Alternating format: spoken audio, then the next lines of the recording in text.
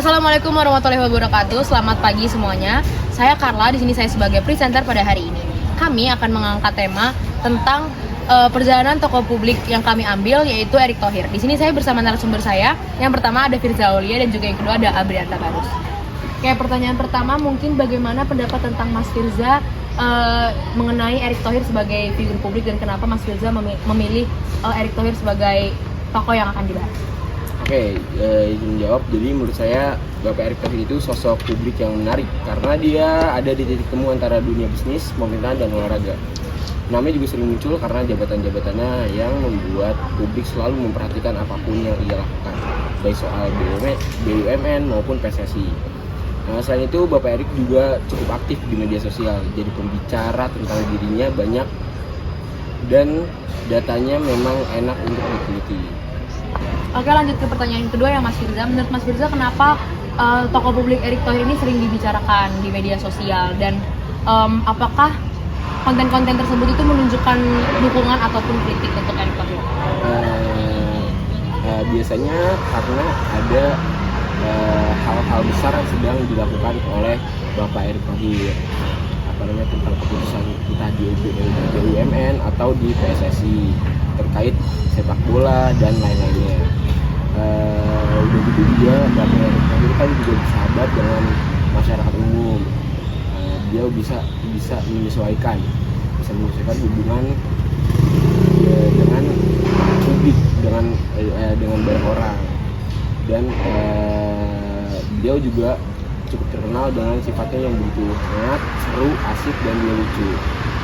Kalau tentang pandangan positif atau negatifnya, menurut saya positif, dan analisis kelompok kami hasilnya juga menunjukkan bahwasannya pandangan dari masyarakat tentang Bapak Erick Thohir juga positif, karena kebijakan atau keputusan yang diambil oleh Bapak Erick Thohir itu kebanyakan adalah memenuhi permintaan dan kebutuhan dari masyarakat tersebut sendiri.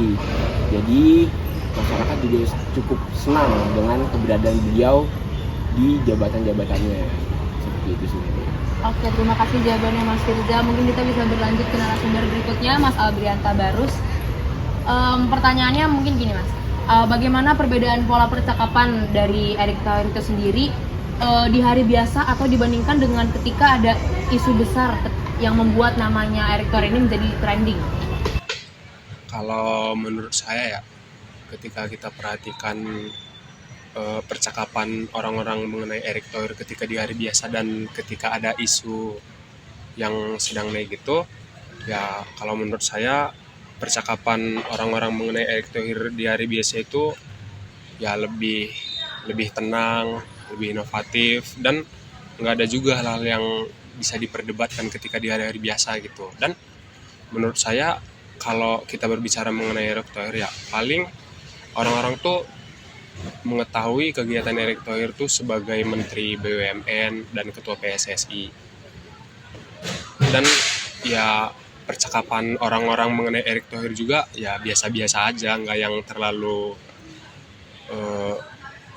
buruk ya, yang nggak terlalu buruk, nggak terlalu baik juga, dan nggak ada ya sama yang seperti saya kasih tahu tadi, yang nggak ada yang hal-hal yang bisa diperdebatkan gitu, nggak panas lah ibaratnya.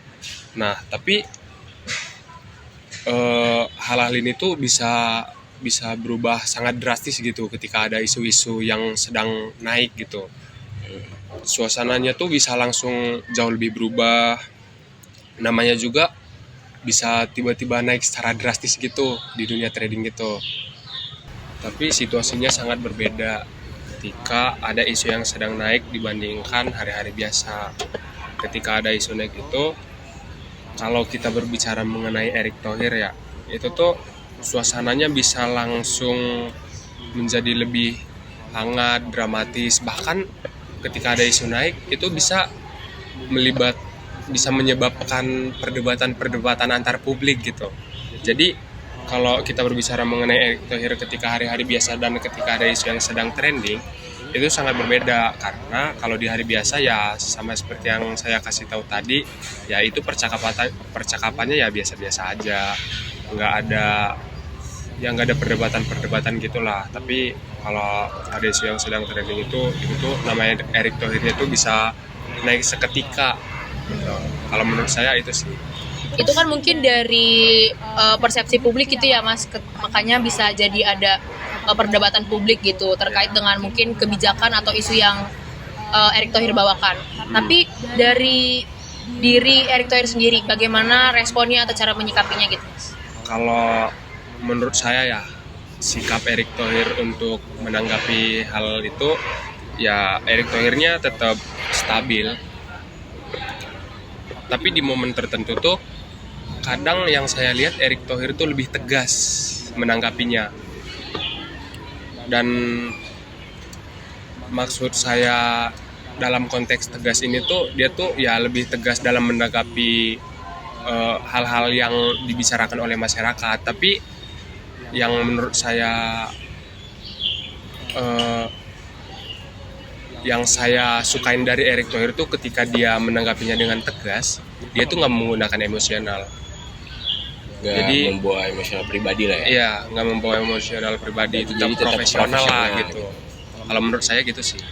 Oke, mungkin terima kasih untuk narasumber kami di sini, ada Mas Rid dan juga Mas Agrianta Barus. Mungkin itu aja sedikit bincang-bincang kami pada hari ini. Mungkin selanjutnya bisa kami berikan ke presenter selanjutnya. Terima kasih.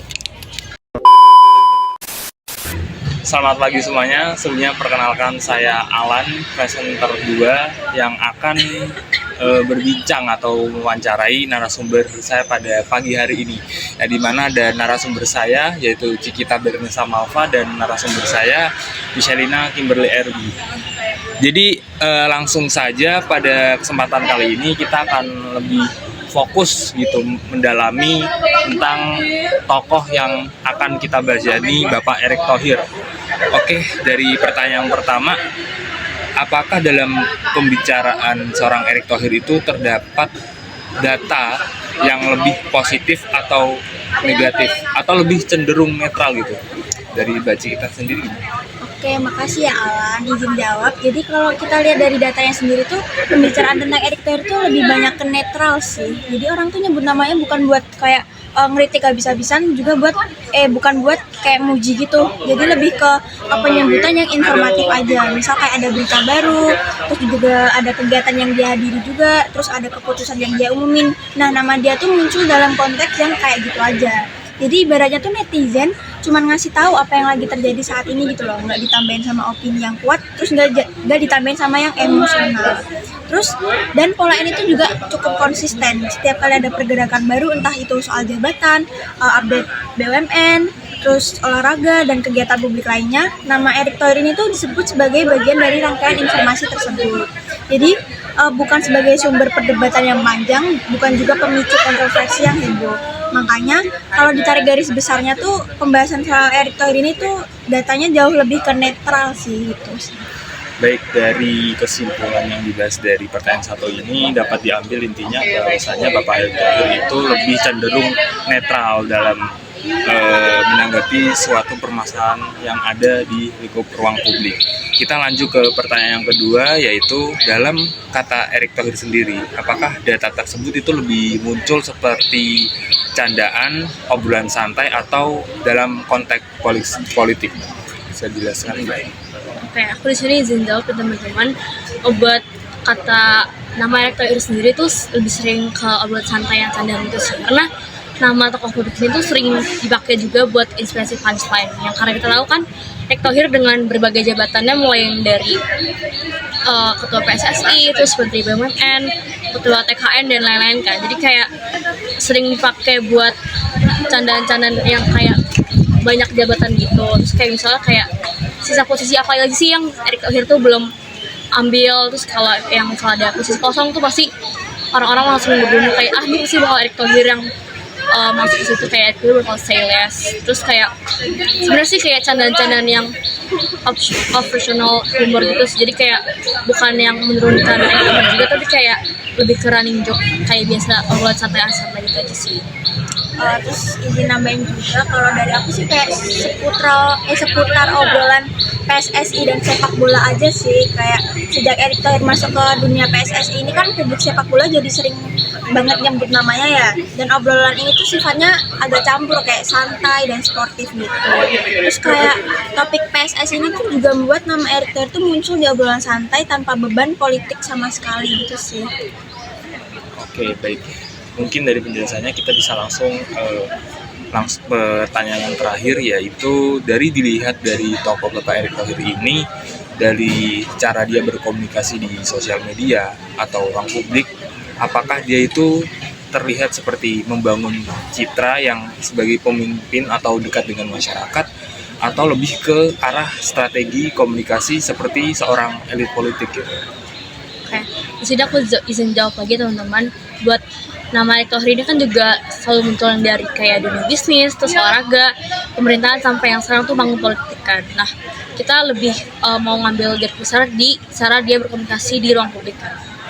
Jadi buat ruang publiknya tuh dia sih lebih santai sih. Kalau buat cari komunikasi kayak lebih cair, lebih campur, yang kayak lebih slow gitu kan. Karena dia juga memegang banyak kanal kan, seperti yang dari media konvensional tuh dia juga sering datang ke wawancara, terus TV yang kayak talk show dan press conference dia juga aktif banget di situ. Selain itu juga dengan media sosial ada seperti kayak Instagram, TikTok, bahkan YouTube tuh dia juga aktif di ketiga-tiganya. Dia juga aktif di komunikasi grassroots, kayak Erick Thohir ini tuh sering banget datang ke kunjungan ke komunitas, pesantren, UMKM, terus desa-desa juga. Terus yang uniknya sih Erick Thohir tuh sebagai, misalnya udah pegang banyak jabatan gitu kan, tapi dia tuh tetap bisa mencairkan suasana dan nggak ngomong yang kaku-kaku banget. Karena kalau lihat dari komunikasi simboliknya, dia tuh bisa memainkan gestur, visual, terus tonasi kerja, sama citra kesadaran dan kedekatannya, kayak jadi orang-orang yang di apapun masyarakat yang di sekitar tuh bisa nyaman di sekitar dia gitu sih.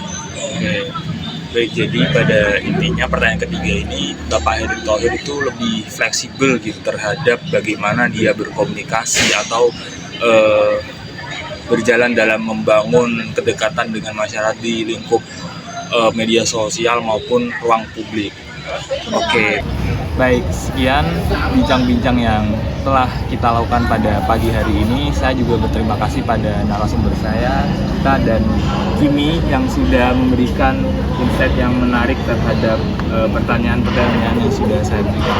Baik, sekian dari saya.